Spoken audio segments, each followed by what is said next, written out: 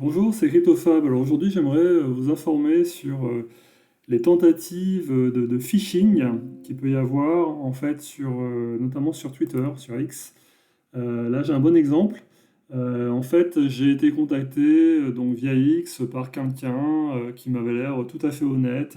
Et bon, je me méfie toujours un petit peu au départ parce que ça m'avait l'air justement trop honnête, qui me disait travailler sur des projets sur lesquels il aurait besoin que j'écrive ou que je fasse des traductions, vu qu'il avait vu quelques-uns de mes travaux, etc.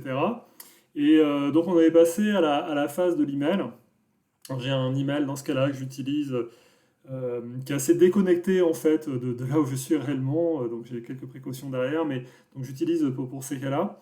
Et donc on a échangé, évidemment cette personne m'a envoyé donc des infos qui avaient l'air tout aussi crédibles que le discours qu'elle tenait au départ, et un lien, et c'est là où il faut faire attention, un lien sur lequel je ne vais surtout pas cliquer, qui ressemble à un lien Microsoft Teams. Alors, quand vous avez un doute à ce niveau-là, déjà, vous pouvez vérifier si vous avez déjà participé à des calls Microsoft Teams, en fait, à quoi ça ressemble réellement, et vous verrez que ça ne ressemble pas à ça. Même si d'apparence, ça a l'air bien fait, mais en fait, ce n'est pas un lien Microsoft Teams.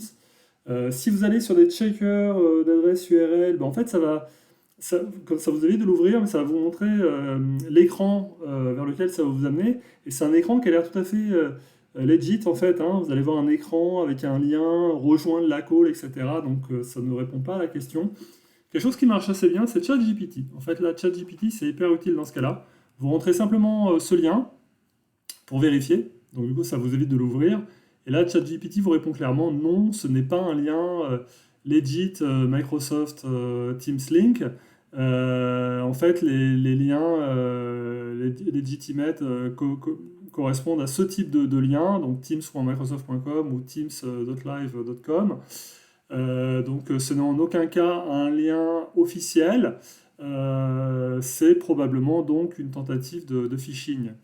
Et si vous voulez aller plus loin et répondre à la personne, histoire d'en avoir le cœur net, en fait, vous pouvez simplement demander à ChatGPT de vous faire une réponse. Et là, donc, ChatGPT m'a fait une réponse en une demi-seconde qui dit, voilà, merci pour l'invitation en gros, mais j'ai remarqué que le lien n'a pas l'air vraiment officiel, de façon à avoir une meilleure connexion. Est-ce que vous pourriez m'envoyer un lien officiel? Sinon, je vous en envoie un. Voilà en résumé ce que propose ChatGPT, mais bien écrit en anglais, etc. Ce qui vous fait gagner un temps fou. Ça m'est arrivé deux fois, j'ai envoyé deux fois ce message, et évidemment, aucune réponse derrière, hein, signal plat, silence radio direct. Donc, ce qui confirme en fait ce qu'on suspecte, c'est que c'est bien du phishing. Alors, un truc intéressant aussi, c'est que j'ai partagé mon expérience sur X. Et donc j'ai dénoncé en fait les deux personnes qui avaient fait récemment ces tentatives de phishing avec leur alias sur X, même si ces personnes peuvent en changer, hein, mais bon, ça les oblige à chaque fois à changer, donc peut-être qu'on sauve momentanément quelques personnes qui tombent sur ces messages, donc je pense que ça vaut le coup de dénoncer, même si je n'ai pas trop dénoncé de façon générale, là je pense que ça vaut vraiment le coup. Et ce qui est intéressant, c'est que dans les commentaires, en fait, je reçois surtout des commentaires qui me disent de contacter d'autres personnes pour recouvrer les fonds que j'aurais perdus. Alors pour info, j'ai pas perdu les fonds puisque justement je suis pas tombé dans le panneau, mais ces personnes-là, pensant que j'ai perdu donc des précieux éthers et donc que je suis vraiment une victime confirmée, me proposent de contacter d'autres personnes pour recouvrer les fonds, pensant certainement qu'il y a d'autres éthers à aller chercher, et ces personnes-là étant probablement elles-mêmes des scammers. Donc je vous invite vraiment à faire attention parce que les gens qui vont se lamenter sur votre sort dans ces cas-là sont probablement eux-mêmes des scammers. Donc voilà, c'est vraiment un panier de crabe, hein, Twitter. Il faut vraiment faire gaffe. Et quand vous avez le moindre doute, déjà fiez-vous à votre instinct.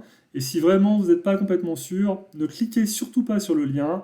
Utilisez des outils comme ChatGPT qui sont vraiment bien faits à ce niveau-là pour en apprendre plus là-dessus. Ça vous évite de cliquer sur le lien, mais ChatGPT en fait fait ce travail en quelque sorte pour vous, mais sans que vous ayez besoin de prendre le risque. Et donc ça vous donne pas mal d'infos donc, sur ces tentatives de phishing.